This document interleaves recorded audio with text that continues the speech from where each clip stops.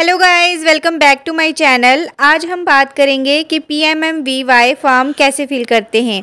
तो video start करने से पहले मैं आपको थोड़ा शॉर्टकट में बता देती हूँ कि PMMVY योजना क्या है और ये स्कीम क्यों और कब लॉन्च की गई थी और क्या बेनिफिट देती है सरकार इस योजना का, और ये स्कीम स्पेशली किन लेडीज़ के लिए लॉन्च की गई थी।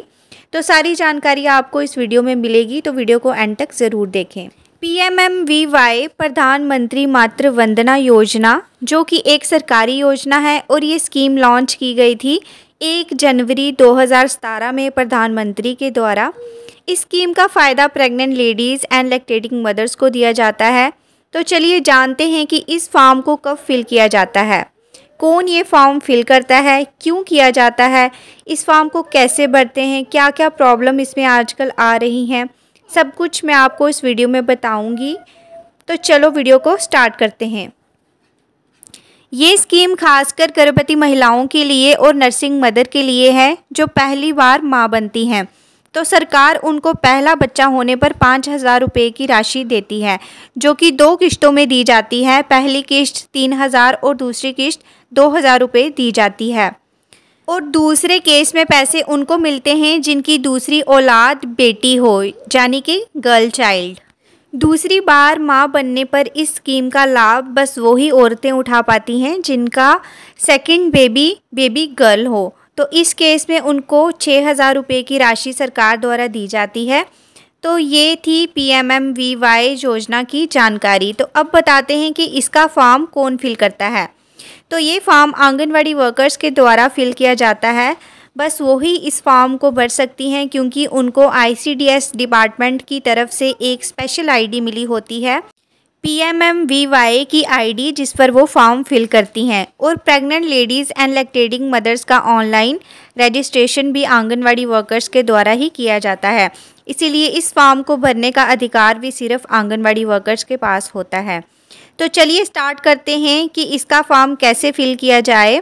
एंड ये वीडियो न्यू वर्कर्स के लिए है जो न्यूली अपॉइंट हुई हैं, ताकि उनको कोई भी प्रॉब्लम ना आए जब भी वो फॉर्म फिल करें।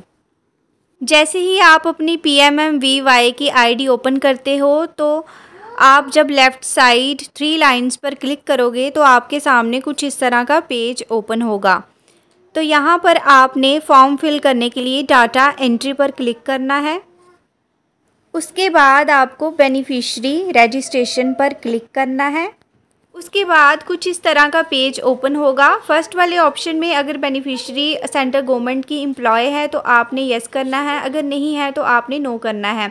उसके बाद आप जिसके लिए अप्लाई कर रहे हो, अगर आप फर्स्ट चाइल्ड के लिए अप्लाई कर रहे हो तो आपने फर्स्ट चाइल्ड पर क्लिक करना है, और अगर सेकंड के लिए अप्लाई कर रहे हो तो आपने सेकंड ऑप्शन पर क्लिक करना है।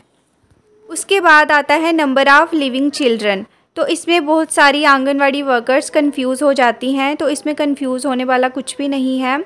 आपको करना क्या है कि अगर आप कोई प्रेग्नेंट लेडी का फॉर्म फिल कर रहे हो जिसकी डिलीवरी अभी तक नहीं हुई है, तो आपने 0 पर क्लिक करना है।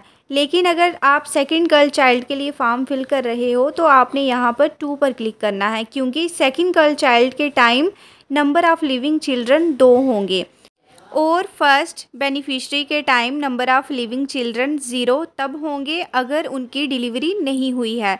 अगर उनकी डिलीवरी हो चुकी है तो नंबर ऑफ़ लिविंग चिल्ड्रन में आप 1 फिल करोगे। उसके बाद आपने यस पर क्लिक करना है।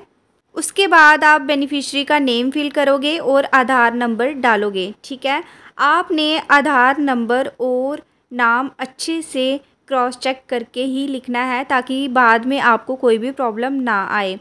और एक बात आप हमेशा याद रखेंगे, जब भी आप किसी बेनिफिशियरी का फॉर्म फिल करते हो तो उनको पहले ज़रूर पूछ लें कि उनका आधार कार्ड उनके अकाउंट नंबर के साथ लिंक है, उनका आधार सीडेड है, NPCI हो चुकी है। क्योंकि अगर ऐसा नहीं होगा आपका फॉर्म प्री रजिस्टर्ड में चला जाएगा, और प्री रजिस्टर में अगर फॉर्म चला गया तो फिर जब तक वो NPCI नहीं करवाएंगे तो वो फॉर्म आपकी सुपरवाइज़र्स को शो नहीं होगा। तो इसीलिए फॉर्म फिल करने से पहले आप उनको ज़रूर बोलें कि आप अपना आधार सीडेड करवाएं अपने बैंक में जाके। उसके बाद आप देख सकते हैं ग्रीन में शो हो रहा है फेशियल रिकॉग्नाइजेशन थ्रू पोषण ट्रैकर। तो इसमें आपकी बेनिफिशरी आपके पोषण ट्रैकर पर रजिस्टर होनी चाहिए और आपने उसकी eKYC करनी है एंड FRS कंप्लीट करना है। अगर आपने पोषण ट्रैकर पर अपनी बेनिफिशरी की eKYC एंड FRS कंप्लीट करके रखा होगा तो आप यहाँ पर जब भी एक क्लिक करोगे तो वो ऑटोमेटिकली फेशियल रिकॉग्नाइजेशन आपकी आईडी का आपके पोषण ट्रैकर के थ्रू हो जाएगा। तो इसीलिए आपने फॉर्म फिल करने से पहले अपनी बेनिफिशरी का FRS ज़रूर करना है। उसके बाद आपको बेनिफिशरी की डेट ऑफ बर्थ डालनी है एंड कैटेगरी डालनी है। उसके बाद mobile number and mobile number belong किससे कर रहा है आपने उस पर क्लिक करना है। उसके बाद ने बेनिफिशरी की आईडी लेनी है। आप चाहो तो ई-श्रम कार्ड भी ले सकते हैं, आयुष्मान कार्ड भी ले सकते हैं। आप देख सकते हैं इसमें बहुत सारे ऑप्शन हैं, आप इसमें से कोई भी कार्ड बेनिफिशरी का ले सकते हैं। आईडी प्रूफ के लिए आपकी बेनिफिशरी के पास अगर इसमें से कोई भी कार्ड नहीं है तो आप उनको बोलें कि वो ई-श्रम कार्ड बनवा लें, क्योंकि ई-श्रम कार्ड बहुत जल्दी बन जाता है किसी भी कैफेटेरिया से। इसके बाद आपने ई-श्रम कार्ड या फिर आयुष्मान कार्ड की आईडी डालनी है जो कि कार्ड पर लिखी होती है और इसकी PDF बनाकर भी आपको अपलोड करनी है। उसके बाद आ जाती है आपकी MCP कार्ड डिटेल। तो MCP कार्ड वो होता है जो डिस्पेंसरी से मिलता है प्रेग्नेंट लेडी को, जिस पर प्रेग्नेंट लेडी की पूरी डिटेल लिखी होती है और उनको RCH आईडी भी प्रोवाइड की जाती है। तो आपने उस पेज की PDF बनानी है। याद रहे कि आपने जब भी PDF बनानी है किसी PDF रीडर में ही जाकर बनाएं और वो MB से भी लो होनी चाहिए, KB की होनी चाहिए, तभी वो अपलोड होगी अच्छे से, नहीं तो वो अपलोड नहीं हो पाएगी। तो जब भी आप कोई भी डॉक्यूमेंट अपलोड करो तो उसकी PDF बनाकर ही अपलोड करो। तो आपने MCP कार्ड जो कि प्रेग्नेंट लेडीज़ को डिस्पेंसरी के द्वारा मिलता है, उसमें टी-1 इंजेक्शन भी लिखा होता है, रजिस्ट्रेशन डेट भी लिखी होती है, MCP कार्ड नंबर भी दिया होता है, RCH आईडी और उसके अलावा बेनिफिशरी की सारी डिटेल लिखी होती है जिनमें आधार नंबर, मोबाइल नंबर, बेनिफिशरी का नेम, LMP, EDD सब कुछ वहाँ पर लिखा होता है। तो आपने उन 2 पेजों की PDF बनानी है जो कि KB में होनी चाहिए, MB में नहीं होनी चाहिए। ये PDF बनाकर ही आप इसको अपलोड करें। तो उसके बाद आपको MCP कार्ड की रजिस्ट्रेशन डेट डालनी है। रजिस्ट्रेशन डेट वो होगी जो कि डिस्पेंसरी की कॉपी पर लिखी होगी। उसके बाद आपने MCP कार्ड अपलोड करना है एंड उसके बाद आपने LMP डालनी है।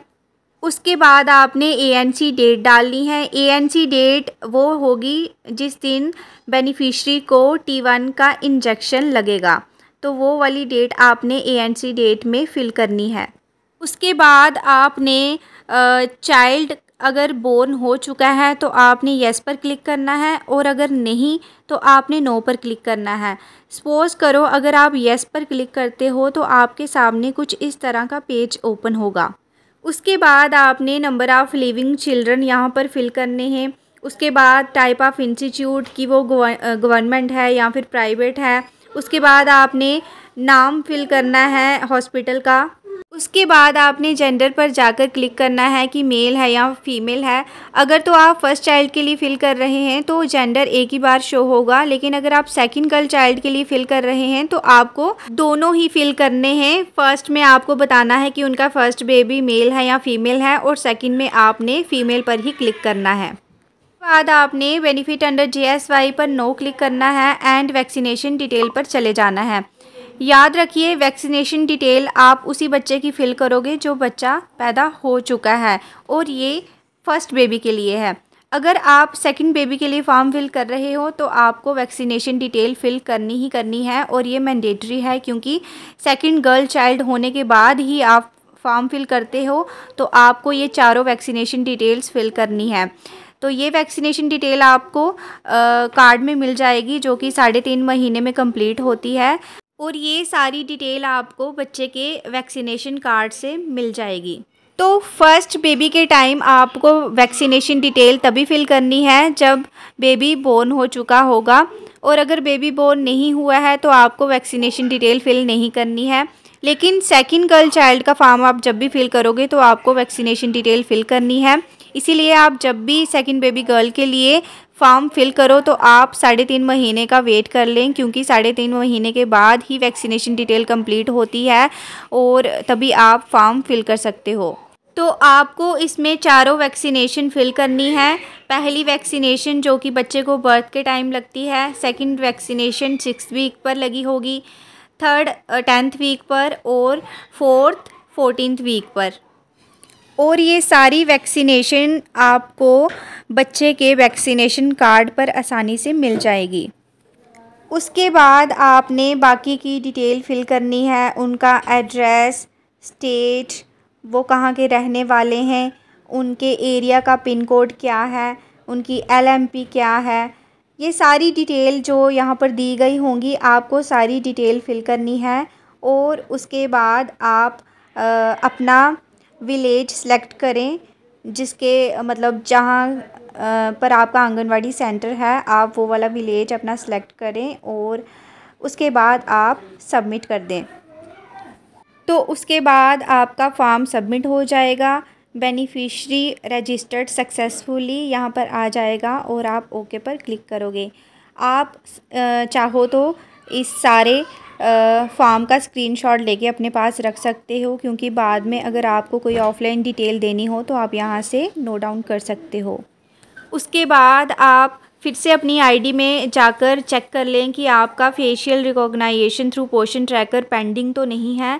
अगर वो पेंडिंग होगा तो वो यहाँ से फिर नहीं हो पाएगा। फिर आपको PMMVY सॉफ्ट ऐप डाउनलोड करना पड़ेगा। वहाँ से आपको फिर से अगर फेशियल रिकॉग्नाइजेशन पेंडिंग है तो वहाँ से आपको फिर से FRS करना पड़ेगा। उसके बाद आपने लास्ट में यहाँ पर जाकर चेक कर लेना है कि आपकी कोई बेनिफिशरी प्री रजिस्टर में तो नहीं चली गई है। अगर आपकी कोई बेनिफिशरी प्री रजिस्टर में है तो इसका मतलब है कि उनकी NPCI नहीं हुई है, उनका आधार सीडिड नहीं है उनके अकाउंट के साथ। तो आप जल्दी से उनको बोलें कि वो अपना आधार सीडिड करवाएं, अपनी NPCI करवाएं अपने बैंक में जाकर, तो तभी आपकी बेनिफिशरी प्री रजिस्टर से रिमूव हो पाएगी। उसके बाद आप डिटेल्ड एनरोल्ड में जाकर चेक कर सकते हैं कि आपकी कितनी बेनिफिशरीज़ रजिस्टर्ड हैं आपकी PMMV पर। एंड लास्ट में आप केस क्लोज़र में जाकर भी चेक कर सकते हैं कि आपकी बेनिफिशरी कोई भी केस क्लोज़र में तो नहीं चली गई है। केस क्लोज़र का मतलब होता है कि आपकी किसी बेनिफिशरी का मिसकैरेज तो नहीं हुआ है। वहाँ पर ऑप्शन दिया गया होगा, अगर मिसकैरेज हुआ होगा तो आप मिसकैरेज पर क्लिक करेंगे। और अगर आपकी बेनिफिशरी की डिलीवरी हो चुकी होगी तो आप बर्थ पर क्लिक करके सबमिट कर दोगे, तो केस क्लोज़र में अगर कोई बेनिफिशरी होगी तो वो वहाँ से रिमूव हो जाएगी। उसके अलावा आप डाटा एंट्री में जाकर update child birth and immunisation detail भी चेक करते रहें, क्योंकि कई बार ऐसा होता है कि हमने फॉर्म फिल किया होता है और बाद में यहाँ पर बेनिफिशरी की इम्यूनाइजेशन डिटेल मांगी जाती है। तो आप इसको भी डे टू डे चेक करते रहें। कई बार नोटिफिकेशन आई होती है कि आप इस बेनिफिशरी के बच्चे की वैक्सीनेशन डिटेल फिल करो, तो जब भी अगर कोई नोटिफिकेशन आई होगी तो आप यहाँ से वैक्सीनेशन डिटेल फिल कर सकते हो। तो ये थी पूरी जानकारी PMMVY की। अगर आपको मेरी जानकारी पसंद आई तो मेरे चैनल को सब्सक्राइब करें और मेरी वीडियो को लाइक एंड शेयर ज़रूर करें। अगर आपका कोई भी डाउट है, अगर कोई भी चीज़ आपको समझ नहीं आई तो आप मुझे कमेंट सेक्शन में पूछ सकते हैं। Thank you so much for watching.